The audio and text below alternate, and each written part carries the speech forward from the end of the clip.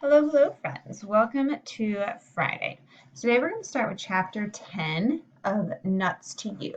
When we left off, the squirrel's home had been destroyed. Some big machine had come in and cut down all the trees, which you can see right there. So today we're going to read the chapter called No Time to Lose. There were three of the humans. They were eating. It had to be said that their food smelled pretty good. Their voices rose and fell in conversation and laughter. The tree chewers rested nearby. Their words sounded like gibberish, but Titi listened to the sounds they were making. Now that it was quiet, they spoke calmly to one another, as if nothing had happened. The stray breeze that lifted an intoxicating scent to her nose. It was both sweet and savory, both nutty and new. It was irresistible and maybe even magical, because without even knowing how it happened, she found herself down in the ground within harvesting distance. Whoa, she thought, how did this happen? She froze, hoping they had not seen her. But one of them turned and looked right into her eye and spoke. Blah, blah, blah, blah, blah, blah, blah, blah, blah, blah, blah, it said. The other two turned their heads now, and then they were all watching her. Blah, blah, blah, blah, blah, blah, blah, blah, blah, blah, blah, blah, blah, blah, blah, blah, blah, said one of them. The first one spoke again to Titi. Blah, blah, blah, it asked. It tore off a bit of its food and tossed it toward her gently. It landed at her feet. The aroma was overpowering. Titi looked at the human, then at the others. The one that had tossed the food took another bite, and, while still chewing, said, blah, blah. Titi took a bit of food in her mouth and ran to the nearest tree, up the trunk, and into a safe high limb. Blah, blah, blah, blah, blah, blah, blah, blah, one of them called after her, and then laughter. Her heart was racing, and she took food in her paws while she calmed herself. She took slow, deep breaths in and out. She tried to empty her mind. While her mind was emptying, her paw lifted the food to her mouth and she bit into it. Oh my, wow, this was delicious. What was this brown, creamy stuff? She had never tasted anything quite like it. She looked at her paws where some of the stuff had stuck. She looked back at the humans. What were they up to? She didn't like hawks and she didn't like wolves, but she understood them. This was more confusing. With a fluttering of wings, a young screech owl settled down next to her. Look at them, screeched the angry bird. Hoodlums! Barbarians! She blinked in the unfiltered sunlight. She had been sleeping, though poorly, when her home split in two. What kind of wild beasts are they? She sputtered. Maybe they will build some kind of nest now, said Titi. Maybe the destruction is over. No, whispered a familiar voice on the side of her. Titi whipped around. It was Jed. Jed, she cried, where have you been? What took you so long? Where's Chai? Before he could answer, she hugged him hard around the middle. I'm just glad to see you, she said, half into his fur. Jed couldn't stop laughing, but he had no good news. I haven't seen Chai, he said, not yet, and I don't think it's over. The humans aren't finished. They're going to keep going as soon as they've eaten. Look. Titi looked to where he was pointing and saw that it wasn't just this grove that had been dismantled. There was a long furrow of empty air as far as she could see. Empty, that is, except for the buzz paths and the frozen spider webs. They're making a desert all along the buzz paths, said Jed. What are they doing that for? Asked Titi. What for? Jed shrugged. Beats me, he said. Who knows? They're doing it because they're evil, screeched the owl. But at least they will move on now and leave us alone. She fluffed and rustled and swiveled her head around to look at the forest behind her. I hope that the good cavities aren't already taken, she said. Our situation is a little different, Titi said thoughtfully. She couldn't believe that within minutes of sharing food with a human, she was having a conversation with an owl. Screech owls were small and did not eat squirrels most of the time. You didn't talk with them. So it says here at the bottom, what they're doing is to prevent the trees from bumping into or against the power lines, which can cause all kinds of problems, including fires. But how was a squirrel to know that, let alone an owl? This is what disasters do sometimes. They throw us together with our adversaries. They who play for a different team.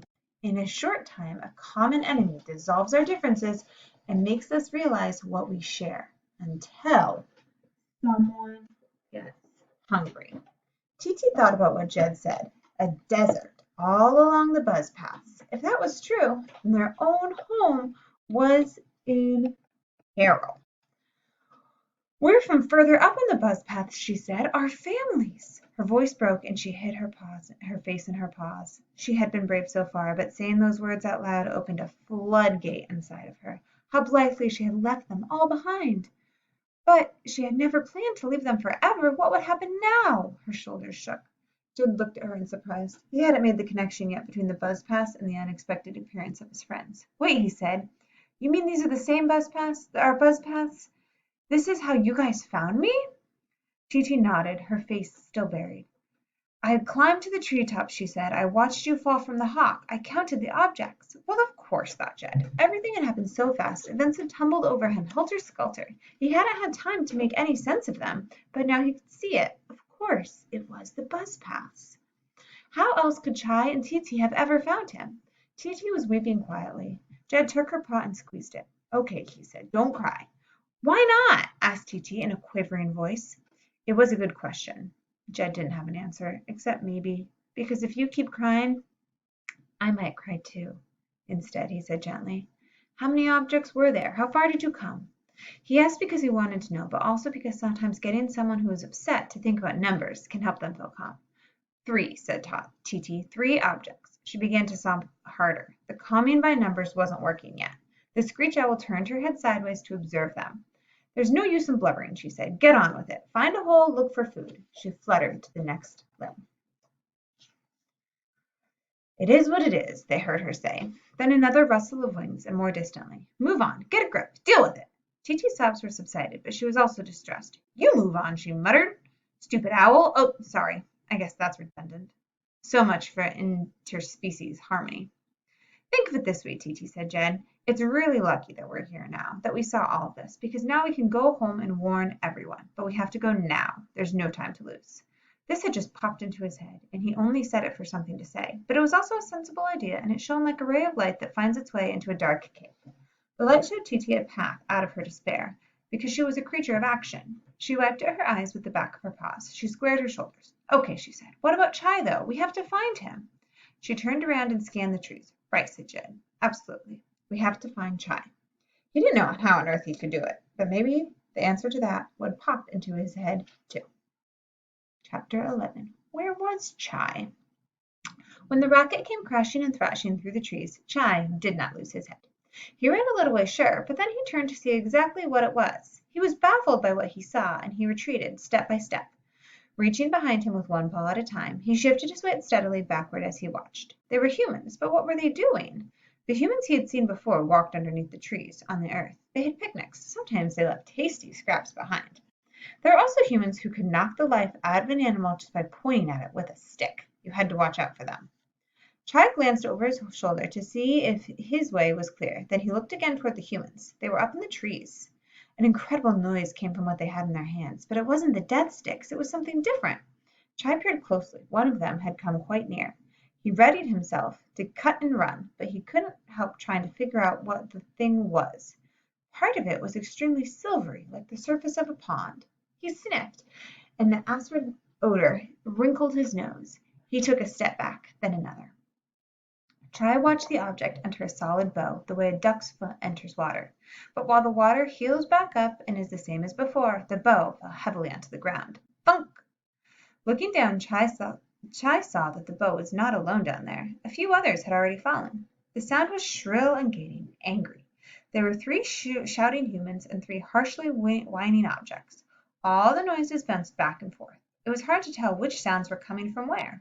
Chai covered his ears and stepped back, and again he thought to say something to Titi. He turned, thinking she must be close by, but he didn't see her.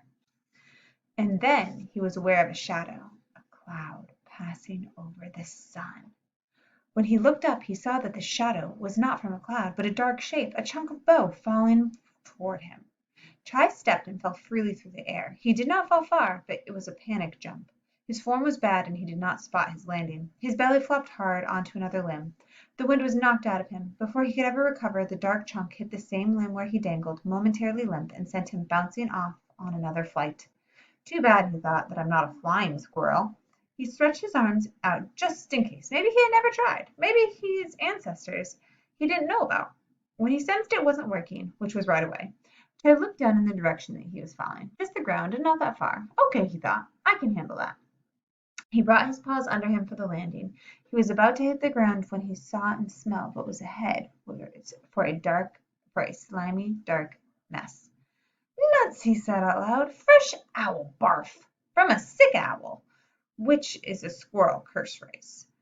But it was also a simple statement of what he was about to land in. By the time he finished saying it, he had landed in it. The pellets of bone, fur, scales, and feathers that a healthy owl coughs up are no big deal, but the ones that come from a sick owl, you can imagine. Tri sighed as he stepped away from the gooey mess. He looked around for something to wipe off with and found a patch of moss. That would do.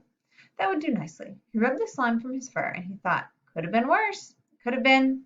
Could have been. It could have been any number of foul things that could have been. Still, when a squirrel tries to feel grateful that he landed in sick owl barf, he's not having his best day. When he had cleaned his fur as well as he could, Chai stood up, ready to go again, which was when he felt that he was being observed. But from where? And by what? His position in the food chain told him to run first and ask questions later. Chai bolted back up the tree, then away from the humans and their falling chunks of limbs. Away, away, away, just away. Then zigzag, up and down, double back, confuse it, lose it. So where was Tri?